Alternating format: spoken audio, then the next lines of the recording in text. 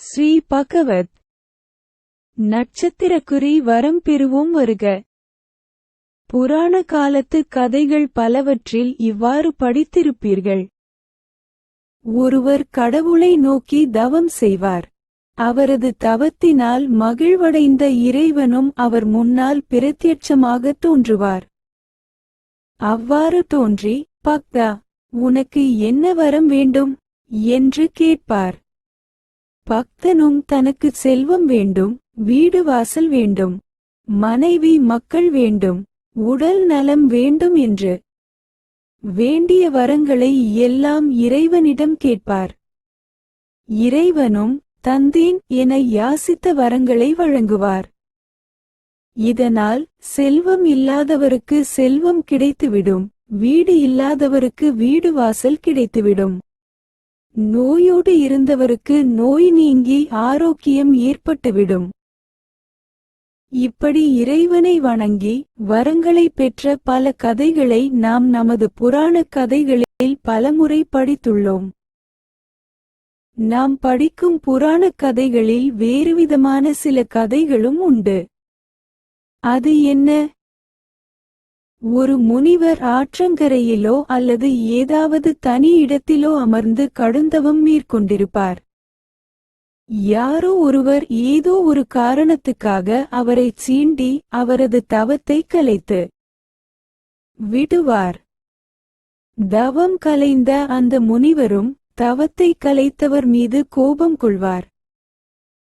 அப்படி கோபம் கொண்ட அந்த முனிவர் தவத்தை கலைத்த அந்த நபரை பார்த்து கோபத்துடன் சாபம் கொடுத்து விடுவார். நீ நாயாகப் போ என்றோ அல்லது குரங்காகப் போ என்றோ சபித்து விடுவார்.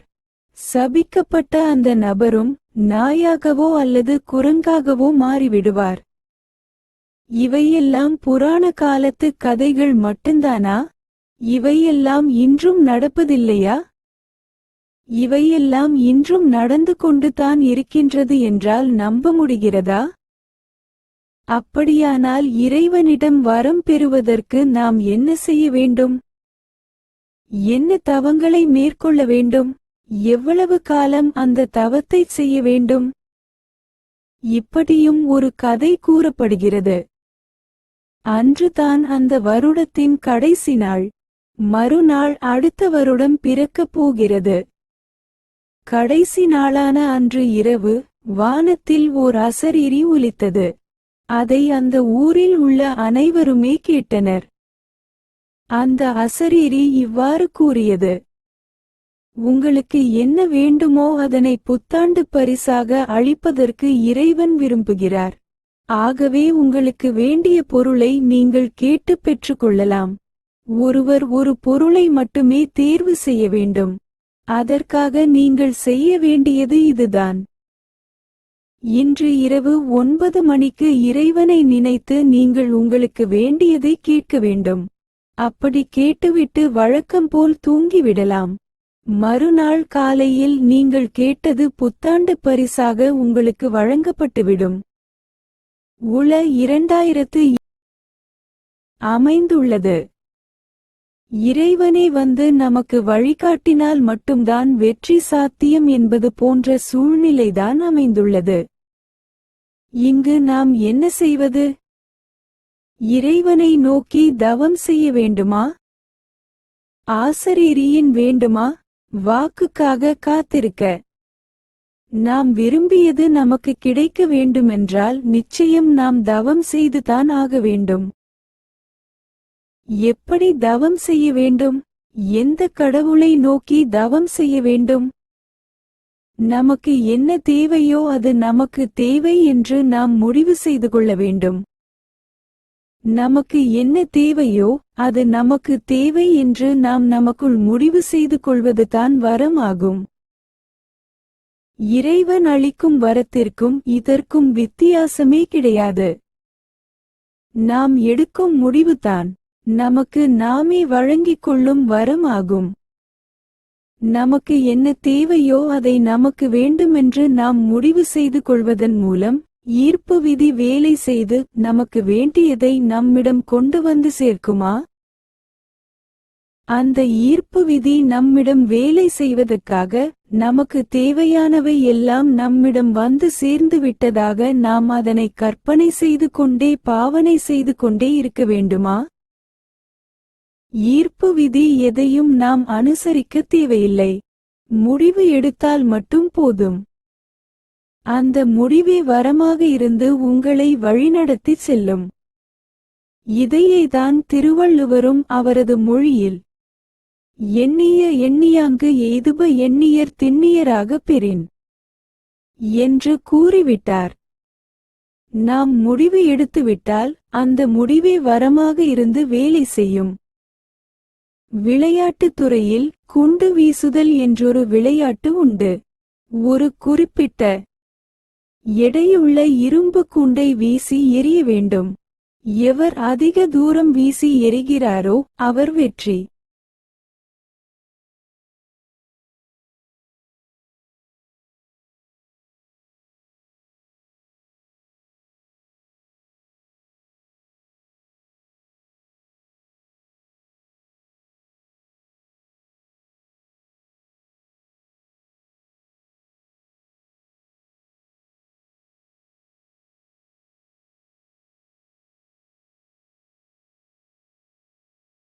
அமைந்துள்ளது.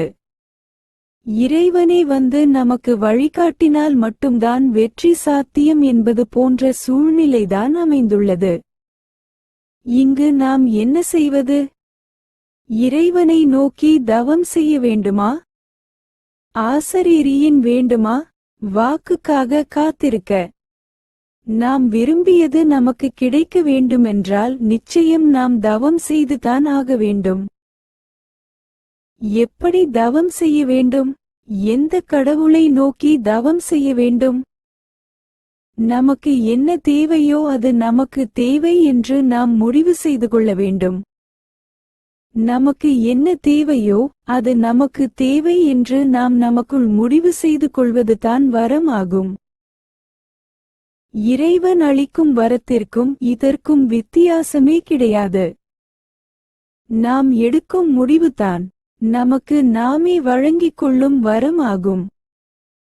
நமக்கு என்ன தேவையோ அதை நமக்கு வேண்டுமென்று நாம் முடிவு செய்து கொள்வதன் மூலம் ஈர்ப்பு விதி வேலை செய்து நமக்கு வேண்டியதை நம்மிடம் கொண்டு வந்து சேர்க்குமா? அந்த ஈர்ப்பு விதி நம்மிடம் வேலை செய்வதற்காக நமக்கு தேவையானவை எல்லாம் நம்மிடம் வந்து சேர்ந்து விட்டதாக நாம் அதனை கற்பனை செய்து கொண்டே பாவனை செய்து கொண்டே இருக்க வேண்டுமா? ஈர்ப்பு விதி எதையும் நாம் அனுசரிக்க தேவையில்லை. முடிவு எடுத்தால் மட்டும் போதும். அந்த முடிவே வரமாக இருந்து உங்களை வழிநடத்தி செல்லும். இதையேதான் திருவள்ளுவரும் அவரது மொழியில் எண்ணிய எண்ணியாங்கு எய்துப எண்ணியர் திண்ணியராக பெறின் என்று கூறிவிட்டார். நாம் முடிவு எடுத்துவிட்டால் அந்த முடிவே வரமாக இருந்து வேலை செய்யும். விளையாட்டுத் துறையில் குண்டு வீசுதல் என்றொரு விளையாட்டு உண்டு. ஒரு குறிப்பிட்ட எடையுள்ள இரும்பு குண்டை வீசி எறிய வேண்டும். எவர் அதிக தூரம் வீசி எறிகிறாரோ அவர் வெற்றி பெற்றதாக அறிவிக்கப்படுவார். குண்டு எறிதலில் பங்கு பெற்ற ஒருவர் அதில் சாதனை படைக்க வேண்டும் என்று விரும்பினார். அதற்கு அவர் முதலில் இரும்பு குண்டு ஒன்றை தனக்கு சொந்தமாக வாங்கினார். திரும்ப திரும்ப வீசி எறிந்து பழகினாரா? அவர் அப்படி எதுவும் செய்யவில்லை. மாறாக வீசி எறிய வேண்டிய அந்த குண்டை 24 மணி நேரமும் தனது வலது கையிலேயே தாங்கி பிடித்துக் கொண்டிருந்தார். தூங்கும் நேரம் தவிர மற்ற எல்லா நேரங்களிலும் அந்த குண்டு அவரது கையிலேயே வீற்றிருக்கும். அவர் அந்த குண்டை நாட்கணக்கில் அல்லாமல் மாதக்கணக்கில் ஏன் வருடக்கணக்கில் சுமந்து கொண்டு வந்தார். விளைவு அந்த குண்டு அதன் பிறகு அவருக்கு ஒரு சுமையாகவே தெரியவில்லை. எடையற்ற ஒரு விளையாட்டு பொருளாகவே அது மாறிவிட்டது. பிறகென்ன? ஒரு சுண்டைக்காயை வீசி எறிவது போல் எறிந்து உலக சாதனையாளராக மாறிவிட்டார். சாதனை படைக்க வேண்டும் என்ற அவரது முடிவு அவருக்கு வரமாக இருந்து வேலை செய்துவிட்டது. வரம் என்றால் என்ன என்பதை பார்த்தோம். அதுபோல் சாபம் என்றால் என்ன என்பதையும் பார்த்துவிட்டால் நமது ஆய்வு பூர்த்தியாகிவிடும். நாம் அடுத்தவர்களுக்கு தொந்தரவு கொடுத்தால் அவர்கள் நமக்கு சாபம் கொடுத்து விடுவார்களா? அதுதான் சாபமாக இருந்து நமக்கு வேலை செய்யுமா? இன்னல்கள் பலவற்றை ஏற்படுத்திவிடுமா? அடுத்தவர்கள் கொடுக்கும் சாபம் எதுவும் நம்மை எதுவும் செய்து விடாது. நமக்கு நாமே கொடுத்து கொள்ளும் சாபம் மட்டும் தான் நம்மை துன்புறுத்திவிடும். நமக்கு தொந்தரவு கொடுத்த அடுத்தவர்களை வேண்டுமானால் நாம் சபித்து விடுவோம்.